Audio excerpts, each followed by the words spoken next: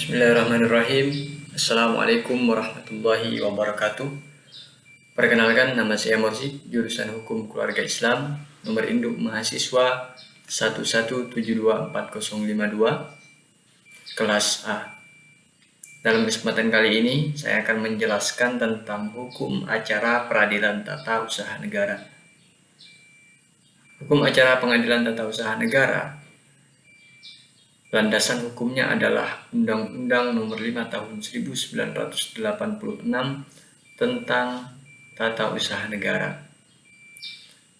Keputusan tata usaha negara sendiri artinya adalah sebagaimana dimaksud dalam pasal 1, bahwa keputusan tata usaha negara adalah suatu penetapan tertulis yang dikeluarkan oleh badan atau pejabat tata usaha negara yang berisi tindakan hukum tata usaha negara yang berdasarkan peraturan perundang-undangan yang berlaku, yang bersifat konkret, individual, dan final, yang menimbulkan akibat hukum bagi seseorang atau badan hukum perdata.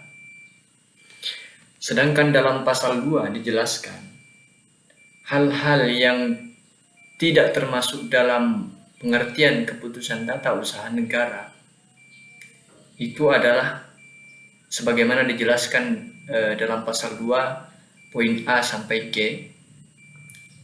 Yang pertama adalah keputusan tata usaha negara yang merupakan perbuatan hukum perdata. Kemudian keputusan tata usaha negara yang bersifat umum. Selanjutnya keputusan tata usaha negara yang masih memerlukan persetujuan. Yang poin D, keputusan tata usaha negara yang berdasarkan ketentuan Kitab Undang-Undang Hukum Pidana atau Kitab Undang-Undang Hukum Acara Pidana atau peraturan lain yang bersifat hukum pidana. Kemudian selanjutnya yaitu keputusan tata usaha negara yang dikeluarkan atas dasar pemeriksaan badan peradilan berdasarkan ketentuan peraturan perundang-undangan yang berlaku. Yang poin F, keputusan tata usaha negara mengenai tata usaha Angkatan Bersenjata Republik Indonesia. Dan yang terakhir adalah keputusan panitia pemilihan baik di pusat maupun di daerah mengenai hasil pemilihan umum.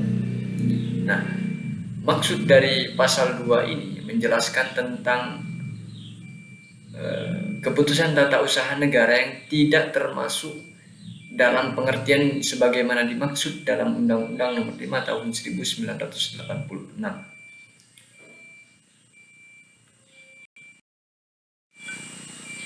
Untuk selanjutnya yaitu tentang asas-asas keputusan tata usaha negara.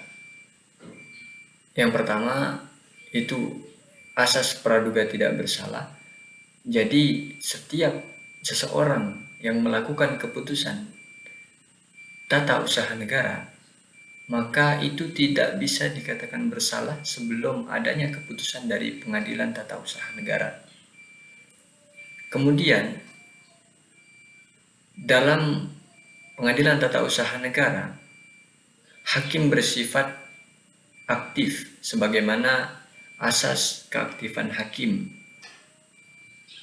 Dan keputusan tata usaha negara ini bersifat mengikat dan juga dijelaskan dalam asas keputusan hakim mempunyai kekuatan mengikat.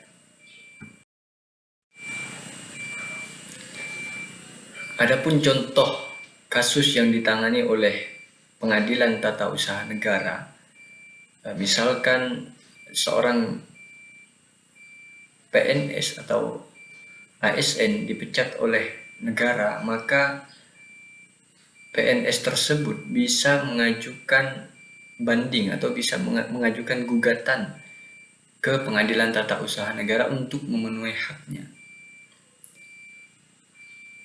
Untuk komentar saya terhadap mata kuliah hukum acara peradilan tata usaha negara, saya kira untuk satu semester ini memang kurang efektif karena kurangnya tatap muka dan juga jarangnya masuk mahasiswa dituntut untuk belajar sendiri. Namun tidak bisa dipungkiri itu juga bisa menambah keaktifan mahasiswa. Demikian dari saya. Wallahul muwaffiq ila aqwamit thoriq. Wassalamualaikum warahmatullahi wabarakatuh.